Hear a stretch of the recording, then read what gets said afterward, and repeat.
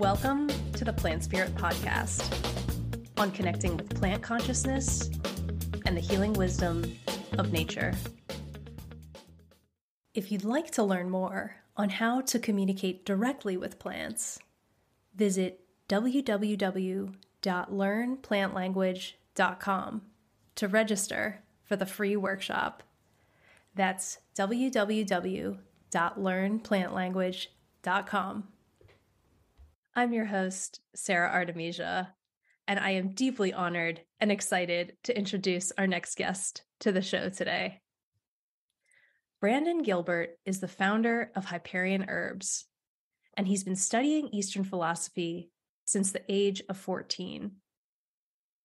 After experiencing the profound effect of tonic herbs, Brandon founded Hyperion Herbs to share purely potent tonic herbs and make them accessible and easily available. He teaches classes and workshops on a variety of subjects, ranging from alternative health, healing modalities, herbalism, internal arts, and Eastern philosophy. And he's the founder of the YouTube channel, HyperionTV.com. So Brandon, thank you so much for being here. I am really excited for our conversation today. Yeah, thanks so much for having me on. I really appreciate the opportunity. I just love your connection with the herbs, with the plants, and particularly, of course, with reishi, which we'll be diving into shortly, and particularly your experience with the adaptogens and tonic herbs. And so I'd love to just start there. Could you tell us a bit about what are adaptogens and tonic herbs?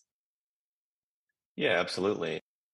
Basically, these days people are kind of using these terms a little bit interchangeably. I just started using the term adaptogen a little bit more because it's a little more widely known than tonic herbs. But basically the idea is that there are different categories of herbs. There's some you should take only like for acute situations if you're sick. There's some that are kind of okay for medium term, but not really good for long term because they can, throw your body out. But then when we get to tonic herbs, it's more so something that is fairly safe to take regularly over the long term and is not really going to necessarily throw your body out of whack or stimulate you in one different direction. So a great example of this is we think about, at least in Western herbalism, there's plenty of immunostimulatory herbs like echinacea, a lot of people have heard of.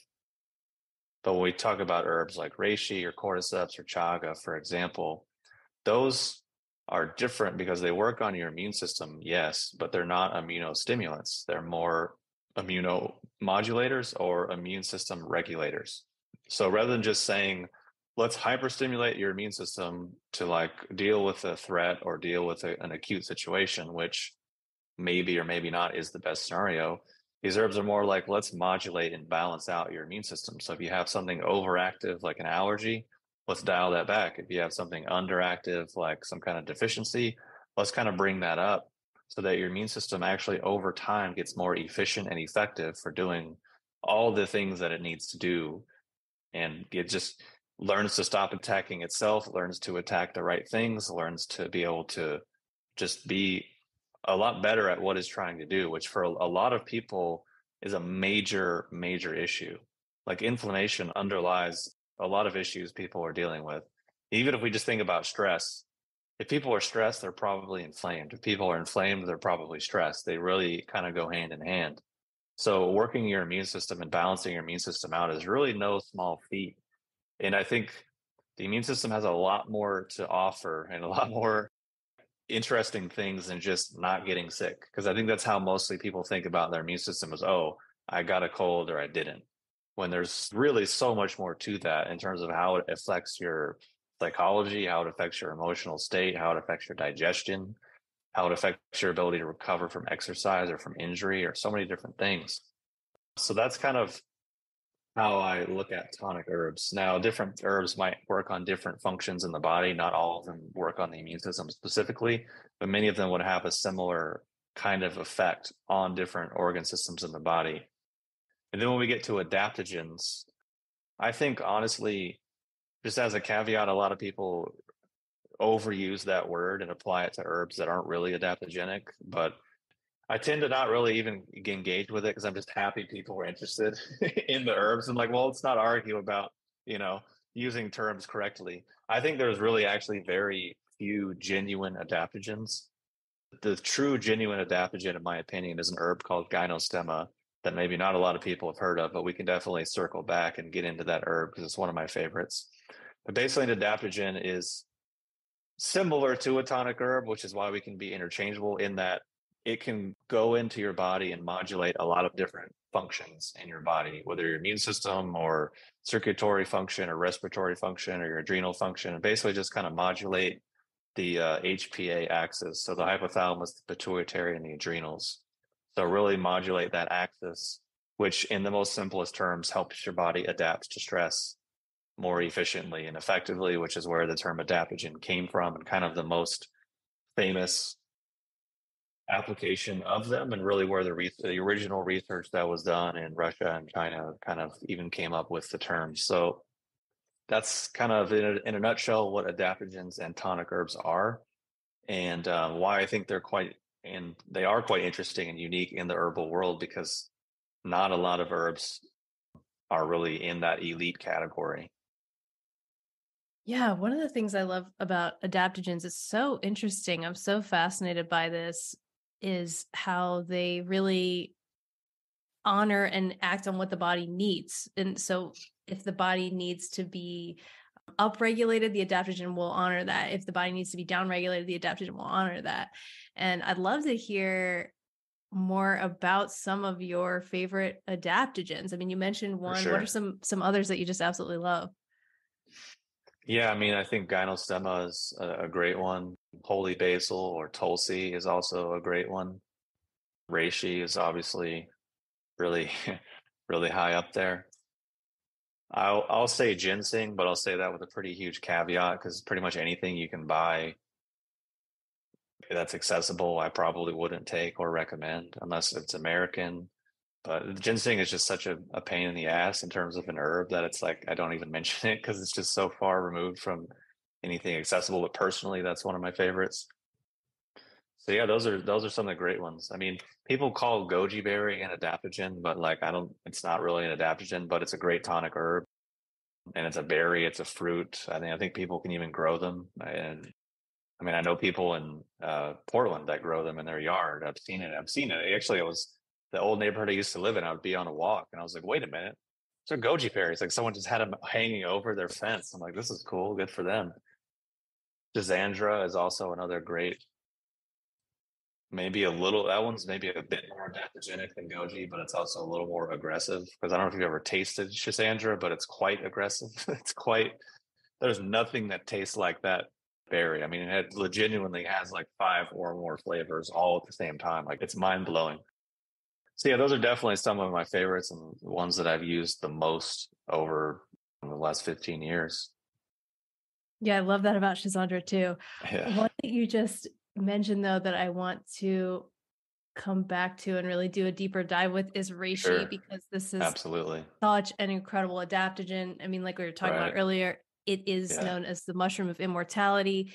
Mm. Because you have such a close and long-standing relationship with reishi, I'd love to hear more about reishi. Like, can you tell us more about Sure. reishi and your experience with this incredible being?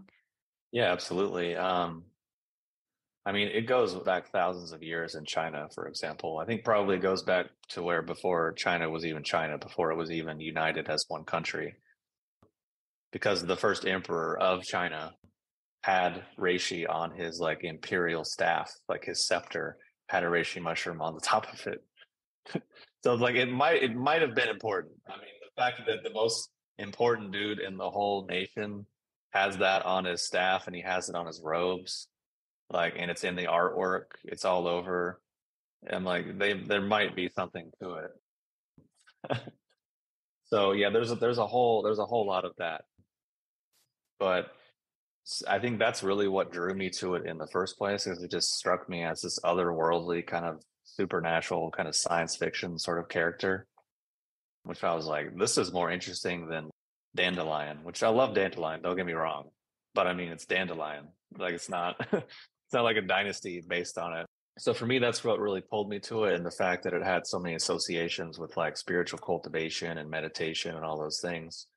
Because, back in 2004 or five, when I first started doing it, I was also really getting into yoga and getting into meditation and stuff, and was very diligent. I would do like 30 to 45 minutes of breathing every day, an hour of sitting, and an hour or 2 hours of like asana practice, like every single day. Like it was a 3 to 4 hour routine every morning. And I always had reishi tea with that, and it just like massively enhanced what I was doing. So I think even if people don't have those interests, like they're not like meditation or spiritually inclined, just the anti-stress calming effects, the ability to feel more clear and sharp mentally, I think is amazing. Not even touching on the immune system benefits, the benefits for the liver, for the kidneys, for the digestion, for the lungs, for the cardiovascular system. Like reishi has so many benefits and so much going on that I did like a 7 or 8 hour audio course just on that one herb. And it's the most scientifically researched herb on the planet. Like it has more going for it than anything else. So it's like clearly there's something to it. It's just what I'm trying to get across. And that's probably why, at least for me, it was so impactful and really changed my life. And I've got thousands of clients over the years that have said pretty much the same thing. And I have clients that like cry if I'm out of stock of ratio. They're like, "What? I need it. I need it." I'm just like, "Sorry, man. Like it'll be back soon." So yeah, it changed my life absolutely, and has changed a lot of my clients' lives as well. So interesting. Could you tell us more Yeah, about that? This aspect of how in your practice with sure. meditation and this sort of a thing that you experienced this enhanced it enhanced whatever you were doing, you said.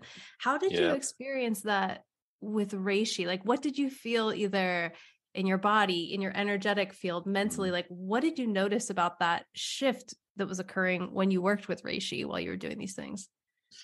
Yeah, I mean, I think one of the most easy aspects to explain is just the fact that it really lowers your stress and changes how you handle and respond to stress. Which again, this is another one of these things that is kind of like trivialized. It's like, oh, just stressed. Like I'm either calm or I'm not. But there's so much more to that. In my opinion, and also what I've learned through years of training and cultivation, is that the vast majority of people's personality is their fight or flight response. Like how we function in the world is the vast majority of the time our fight or flight response. If we didn't have a fight or flight response, we would have no sense of competition, no sense of like, I need to get up and go do something. Like we would be completely worthless to modern world without the fight or flight response. So it's like it's a major, major onion to be peeled back. It's not just like, oh, I'm calm or I'm not. It's like there's so much more in terms of like your identity, your belief systems. You experience a situation and you arrive at a set of conclusions, and then that informs your future decisions. But that's also based on wherever your stress response is.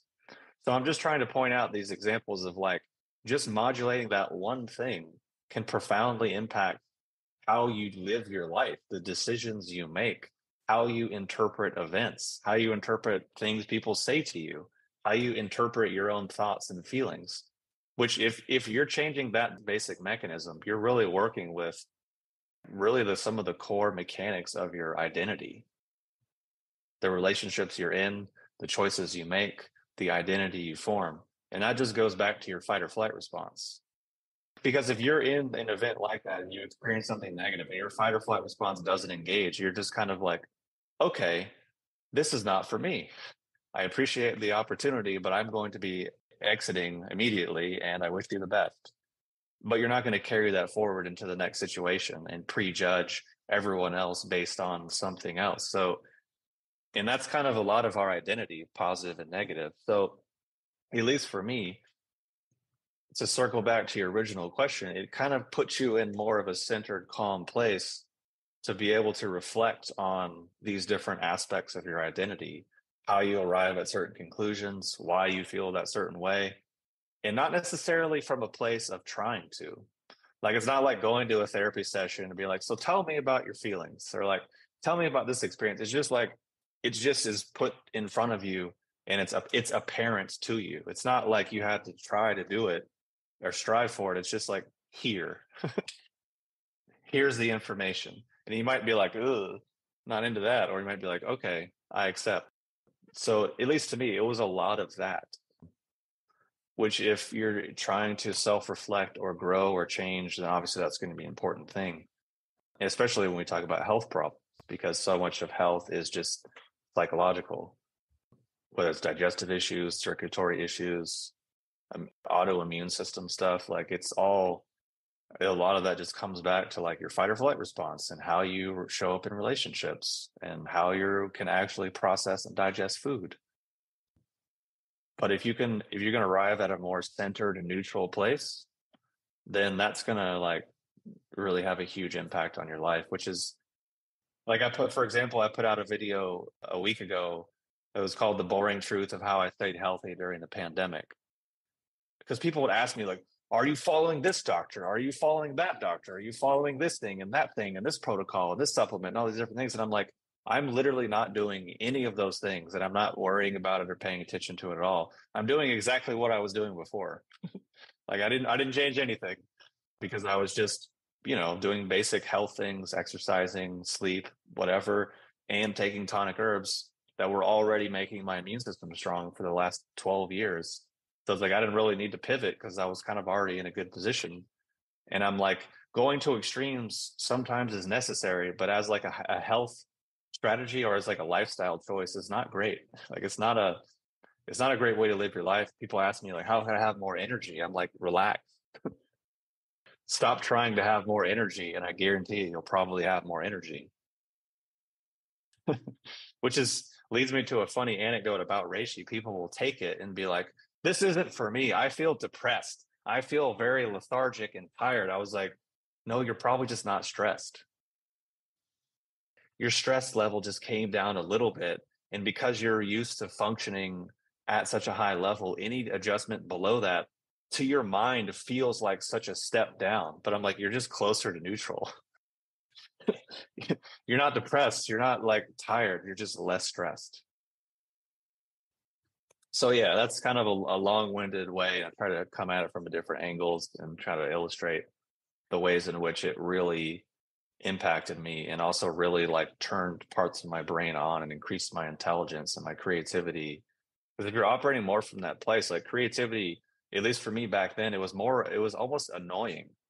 I'm like, I have other things to do. Like, just stop. Like, I don't have time to sit here and just write all of this down. Like, I need to go do other things. Stop. So like, it just eventually you go to like another place, because I was always very quiet, very reserved, not very intelligent, not very articulate, not creative whatsoever. And all of a sudden one day it's just like the other extreme. People are like, can you stop talking? Can you just shut up? Can you not like give dissertations? Can you give me a short answer? Like, I'm just like, oh. So I mean, it's just, and I attribute it obviously a decent portion of that, of course, to reishi. I mean, I was doing a lot of other things, just eating well and exercising, just basics. But I think reishi really, because the other thing too is like, if your fight or flight response chills out, your inflammation goes down, your immune system gets better, that changes your genetics. Like, that has like a whole epigenetic thing of certain things turn off, certain things turn on. So it's like, maybe you can develop into the person that you were originally supposed to be, but maybe a rough childhood or a bunch of stressful responses distorted that, and now you're able to kind of like recalibrate so you can kind of maybe go back to more of that central place. So to me, I think reishi is one of the best things for that more psychological piece, because there's a lot of mushrooms that work on the immune system. It's great, but nothing really has the kind of psycho emotional spiritual kind of thing that reishi does. And that's also like corroborates what people have been saying about it for thousands of years. So Yeah, so interesting that yeah. longevity with the history there. How would you describe the energetic personality of reishi? Because it's so interesting to me as a Yeah. modulator of the system, where it can meet us Right. where we are at. Because there are certain herbs, plants that I work with, mushrooms, where I'll feel a certain kind of energetic quality or personality in my system when I'm working with that herb. Right. How would you describe that for reishi? I don't know if we have necessarily relevant cultural examples. So I'll kind of have to use one that's maybe not that familiar to people, but I've just met people in my life that are just completely on a different level of functioning. Like you meet them and they know everything about you. They read your thoughts. Like they literally know everything about you without you saying anything. Reishi to me is kind of like that. It's like meeting someone. It's not this extreme, but it's kind of like it to where you're going to go on a date with like the hottest person you can think of, right? But when you actually show up and get to the date, you're actually a little kid. And you're like, oh no, like what happened? And everything you say and do, it just it's like seems so stupid and trivial. And you're like, what am I doing? So Reishi's not quite that extreme, but I feel like it, at least for me, can have that vibe. Because you're like, look what I can do. And it's like, really? You're still really on that thing, huh? Okay. It's just kind of like maybe how you would like talk to a child. Of like, look, I can tie my shoe. Okay, like that's amazing. I'm happy for you, but you got a lot of other hills to climb in your life. Amazing. I love that Yeah, connection with herbs. How there's just certain herbs out there like that where it's like yeah, they are so wise. They are yeah, so wise. And clearly Reishi's been, worked right. with like that for millennia. So Quite a long time. Yeah, yeah, incredible. I love that story too.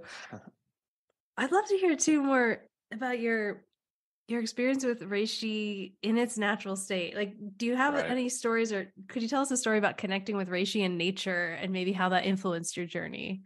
Yeah, absolutely. I mean, just for context, the way I started with herbs was very humble beginnings. I mean, pretty much all for the vast majority of my life, I had like no money. I mean, living off of like $300 a month. I remember when I started one of my first businesses and I made like $600 in a month. I thought I was rich. I was like, oh my God. And then when I made $1,000, I was like, oh my God. So very humble beginnings. So I was just buying whatever raw reishi and making teas and tinctures out of it, doing like fasting, like not eating for a day or 2 days or 3 days and taking the herb. And then like when you're at that level, like everything hits you way more. You're way more sensitive to everything, for better or worse. I mean, I don't really recommend it, but you really want to figure out what someone's doing. That's a great way to do it. That's kind of how I started. So then eventually, as I got a little bit older, then I was able to find it in the wild quite a few times. And it was always, for years, I didn't find it at all. It was like, I want to go find it. I just always came up empty. And then eventually, I remember like the first time I found it, it was just, I mean, majority of the times that I found it, it was always kind of a serendipitous thing of like, I'm walking and then something's like, look over here. And I'm like, oh, wait, across the field, there it is. And the people I'm with are like, how did you see that? And I'm just like, I don't know. Like, just there it is. Like, it's like there's this tree stump, and then there's like a little gap in the leaves that just you can barely see the outline through this little gap in the leaves, like 100 yards away. And it's like, there it is. I got to go find it. So, like, just crazy stuff like that.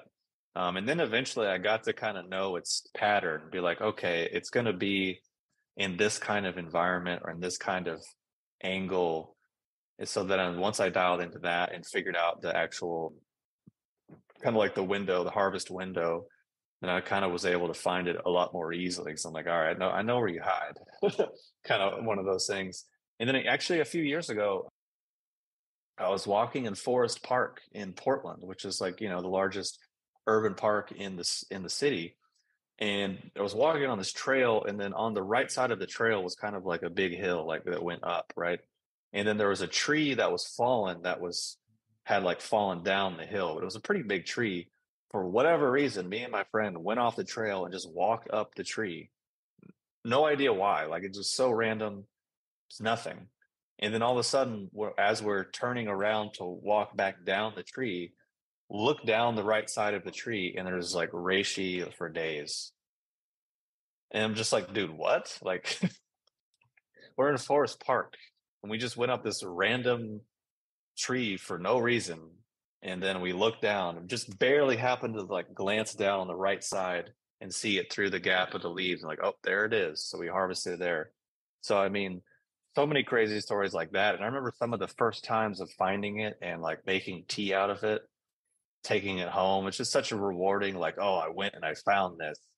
And like, I got spring water. I'm going to make tea with spring water that I got myself from a mushroom that I harvested myself. And, and then make tea out of that, share it with some friends. And then being like, am I having like a low dose, like psilocybin trip right now? Like it's just hitting you so hard and you feel it go through your body and you just feel just different changes and like because the thing is there's environmental pressures that we're all relating to 24/7, gravitational and atmospheric. But it's like so sometimes you take things, you just feel these like weird pressure shifts around your body and you feel it like the environment just Reishi, at least in those early days with some of the wild harvested stuff, would just have those of like major pressure shifts, which was quite interesting. So, that's really where I started, and that those experiences really inform how I develop products, how I choose products, how I choose what to sell, how I talk about things. I mean, it's just kind of really laid the foundation, which, 10, 15 years ago at this point, but it's quite interesting. Love that. Yeah.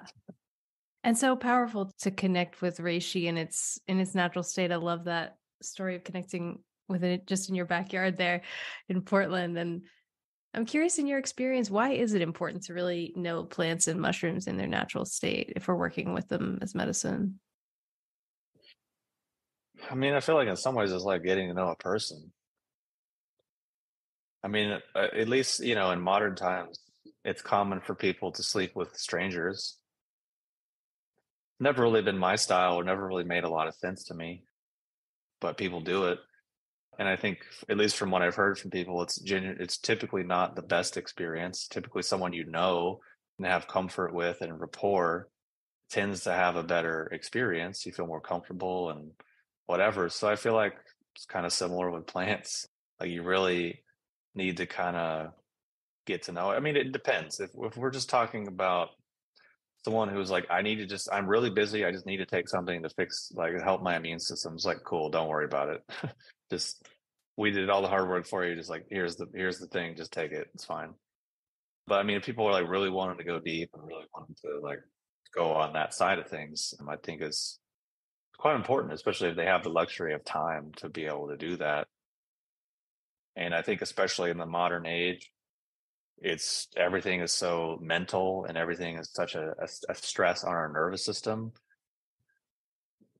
Being in the woods or at least being in a garden or doing something a little more natural, I think is just getting more useful for people, even just to not even for like enhancing spirituality, just like maintaining sanity. It's like maybe just that is probably recommended because I think just as a side note of my opinion, I think we're going to see more and more people just getting absolutely shredded by the modern world because our nervous systems aren't prepped for this amount of information, for this amount of data, and for the amount of choices we have to make and things we have to filter. And I think we saw a preview of it over the last 2 years of the pandemic and all the ways in which I think a lot of people are permanently harmed. I'm not even talking about the actual event itself, but just all the ways, all the stuff around it, is information. I think has really harmed people. I've seen it myself, and once I started traveling again, going to places and being like, "Whoa!" Like people's nervous systems are toast. So I think, yeah, for those, even just those reasons, like connecting with plants in whatever way you can, even if it's just like hugging a tree, for God's sake, like just something, like whatever you can do. I think just for your nervous system alone, I think is going to, all this stuff that's like weird and hippie and like is going to become more and more normal out of necessity because people are going to need it because the system's going to fry them. But then in terms of like a business, because I have a business, I have a company, I create products, I sell products. So at least for me, understanding and connecting with the plants on a personal level is important because of that is what informs the end products that I sell and share with people. Because it's like a lot of companies just come on the market and they're literally, I call them like Google a business, where people go on Google and say like, what's what are the best herbs for cognition? And then Google says, here's the top 7 things for cognition. So then they go to a contract manufacturer and say, hey, can you put these 7 things in a capsule? Because I saw on Google that they're the best things for whatever. And I can think of a dozen companies that are literally just that. You do that, then you hire some celebrity to say that they helped formulate it or they're involved with it, and boom, you got yourself a multi-million-dollar company. You're going to be, wrecking people's livers in the meantime, but hey, so at least for me, my goal with products is to be like, hey, the plants are good. I like the plants. I want my product to be representing the plants, but just in a more concentrated, potent, and easy to use form. Is like, and I've literally, I think I just quoted in some emails that I wrote years ago because people were like, well, what's your philosophy of creating products? And that was literally, I was like, well, Reishi's amazing, but it's kind of a hassle to use in its raw form, and it's not necessarily quite as potent as an extract. So, like, in terms of creating a product that a lot of people could just easily access, here. But I want it to still maintain and mirror the actual original thing because the original thing is great. So that's kind of like a little more my mindset rather than going like super biochemical or super just marketing sales oriented. Just trying to kind of blend it all together into something that's genuinely holistic and genuinely going to represent the original personality of the plant. That is wonderful. Yes, I wish everyone did that. And well, hopefully they don't, because then my business will be irrelevant. Keep doing what you're doing. Keep mass dosing people with nootropics and biochemical whatever. Like, it's fine. Just keep doing it. Which, I mean, that does have its value. It has its place. This depends. So funny. One last question here. I'm curious. Sure, and this yeah. is kind of a big one, but I'd love to hear more about your connection with Eastern philosophy and really how would you say that informs your experience with plants and mushrooms? Yeah, I mean, I think the general short answer is that those philosophies and the practices that generated the philosophies like influences me as my core perception. So that changes everything that I do basically. Because the thing is, in terms of like understanding knowledge and understanding philosophy, in terms of the West, we have a completely different, and even modern times, we have a completely different idea than basically the people that originally created Eastern kind of ideas. Whereas our idea is like we can write down wisdom in a book, and like because we thought of it and wrote it down, now it's like wisdom and it's true, and it passes down through time and it gets old. So people are like, wow, it's old, so it's good, it's true. Whereas majority of Eastern stuff, it's not the case at all. Like the actual teachings of things like Taoism or Buddhism, it's not in books. It's never been in books. It'll never be in books. Like, case in point, basically, like what's in books is not what those people are actually doing and what they actually believe, because there's actually a hierarchy to teachings and philosophies. Basically, the point that I'm trying to get to is in terms of like these kinds of philosophies, whether it's Taoism or Buddhism, which were my interests, it's not like people read it and were like, oh yeah, that's true, so now I think that. It's more so like you do the practices and follow the tradition, and whether you like it or not, you end up thinking and seeing things in that way. It's like kind of the opposite of how we tend to approach knowledge and learning and these kinds of things. So like, there's things that I heard from these traditions, I heard from my teacher that I didn't like, I didn't agree with. And then years later, I'm like, oh yeah, I actually think that way now without even realizing it, because I just did the things and they just changed the way I look at things. So why I say that is because Reishi has a big connection with Taoism in particular, which originates in China, more or less. So for me, when I originally got into Reishi, I was like, I want to know why these people were into that. And then I want to know the practices, the ideas, the worldview, the cosmology that made them think this thing is cool. Like how they got from A to B to C. Like I love C, but how did they get there? That's what I want to know. Because if they got there, I would like to get there too. And I'd like to go to wherever other crazy places that they must be into if they discover this thing that's amazing. So that's kind of like that informs kind of every aspect of my life, for better or worse. And I think especially for Reishi, because it's so intimately connected with so many of these things. And because the thing is, at least in many of the initial stages of internal training, the goal is neutrality. Like it's not don't be attached or be happy or whatever stuff you read on Instagram. It's more like be neutral. It's more like get rid of your personality and go back to a neutral position. And I feel like Reishi kind of has a similar effect where it almost kind of can make you a bit boring because you're not like, at least for me, my life is way more boring than it used to be because I'm not like even and this is just kind of like a side benefit is like going back to the fight or flight thing is it makes dropping bad habits easy because if you have a bad habit and you do it and you don't get the like chemical response, you're probably not going to do it. Like if someone gave you a piece of cake that had no flavor, you're not going to eat it because you're not getting anything out of it. I mean, yeah, maybe like, oh, it's amazing texture, but if it has no flavor, you're not going to eat it. Or if you eat a piece of sugar and you feel nothing for it, you feel no chemical reward, you feel no sense of joy, then it has no power over you. You're just like, oh, I can take it or leave it. No problem.